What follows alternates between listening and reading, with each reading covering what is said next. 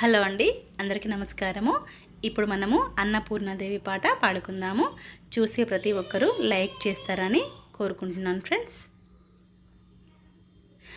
అన్నపూర్ణాదేవి అర్చింతునమ్మా, అన్నపూర్ణాదేవి అర్చింతునమ్మా, నా మనవి ఆలించి నన్ను బ్రోవుమమ్మా. అన్నపూర్ణాదేవి